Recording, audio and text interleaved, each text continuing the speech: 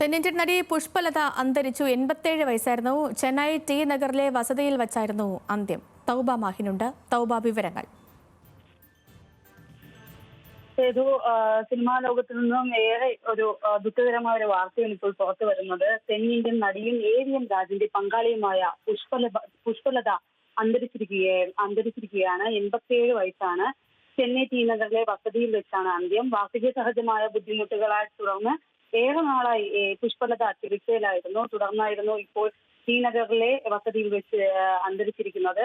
1958 ചെങ്കോട്ടെ സിംഗം എന്ന ചിത്രത്തിലൂടെ പുഷ്പലത സിനിമയിൽ അരങ്ങേറ്റം കുറിക്കുന്നത്. തുടർന്ന് കൊങ്കുനാട് തങ്കുമെന്ന 1962 ചിത്രത്തിലൂടെ നായികാ വേഷത്തിലൂടെ മുഴുനീള നായികയായി സിനിമയിൽ അഭിനയിച്ചു. തുടർന്ന് 100 സിനിമകളിലൊക്കെ വേഷമിട്ട ഒരു നടിയാണ്. തമിഴ്, തെലുങ്ക്, മലയാളം തുടങ്ങിയ ഭാഷാ ചിത്രങ്ങളിലെല്ലാം അനവധി വേഷമിട്ടിട്ടുണ്ട്.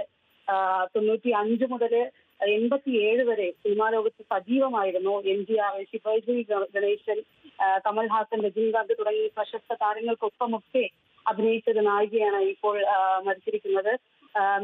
നടിയായും സ്വഭാവ നടിയായും ഒക്കെ സിനിമയിൽ വളരെ കാലം തിളങ്ങി നിന്ന ഒരു നായിക കൂടിയാണ് ഈ പുഷ്പലത. ശാരദ, പാർമകളെ, കർപ്പൂരം, ഞാനും ഒരു പെൺതാൻ ഇതൊക്കെയാണ് ശ്രദ്ധേയ ചിത്രങ്ങൾ. AVM രാജിന്റെ ഞാനും ഒരു പെൺ എന്ന സിനിമയിൽ അഭിനയിക്കുന്നതിനിടെയാണ് ഇരുവരും തമ്മിൽ പ്രണയത്തിലായാലും വിവാഹം കഴിച്ചതും. ഇരുവർക്കാ ബന്ധത്തിൽ 2 മക്കളുണ്ട്.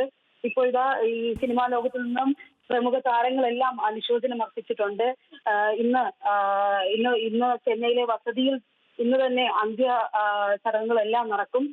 പുഷ്പലതയുടെ മരണത്തിൽ സിനിമാ ലോകം ഇപ്പോൾ അന്ത്യാഞ്ജലി അർപ്പിച്ചിരിക്കുകയാണ്. വളരെ വലിയൊരു നഷ്ടം തന്നെയാണ് ചെയ്തത്. ശരി ശരി തൗബ.